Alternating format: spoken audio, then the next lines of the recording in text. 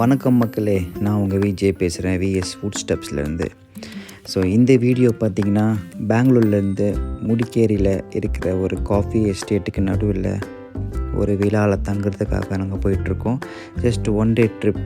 So இது Plantae கிடையாது, போகிற வழியில் அப்படியே விழாவை புக் பண்ணி நாங்கள் போயிட்டுருக்கோம்.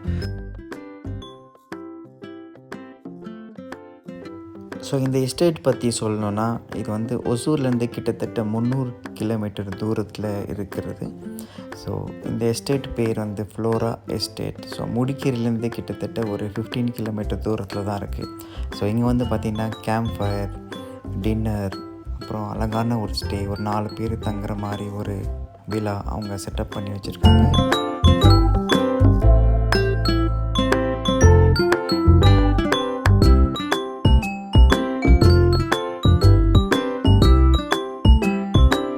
சுற்றி காஃபி எஸ்டேட்டுக்கு நடுவில் இந்த விழா அமைஞ்சிருக்கு.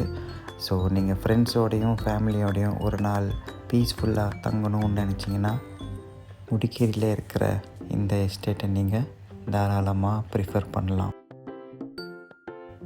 ஸோ இந்த விழாவோட ப்ரைஸ் பார்த்திங்கன்னா 3800 கொடுத்தோம்.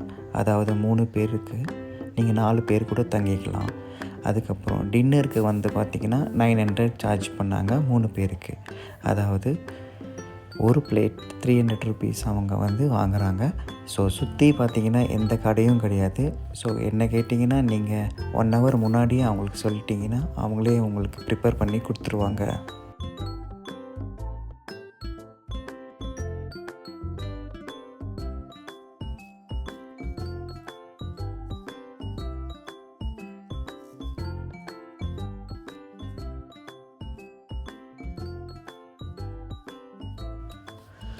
ஸோ நாங்கள் அங்கே ஒரு நாள் சூப்பராக ஸ்பெண்ட் பண்ணி அங்கேருந்து கிளம்பி காலையில் ஒரு ஃபால்ஸ், ஒரு கோயில், 2-3 ட்ரெக்கிங் பிளேஸ் கவர் பண்ணி இந்த கொற்ற மலையில் விளையாண்டு நனைஞ்சி ஆடி பாடி வீடியோஸ் ஃபோட்டோஸ்லாம் எடுத்து அங்கேருந்து அப்படியே எங்கள் பயணம் ஊரை நோக்கி புறப்பட்டுச்சு. ஸோ நீங்கள் 1 day பீஸ்ஃபுல்லாக தங்கணுன்னா மறக்காமல் முடிக்கேரி போய் பாருங்கள். நான் சொல்கிறத விட நீங்கள் அங்கே போனால் உங்களுக்கே தெரியும். ஸோ மீண்டும் அடுத்த வீடியோவில் சந்திப்போம். நன்றி, வணக்கம்.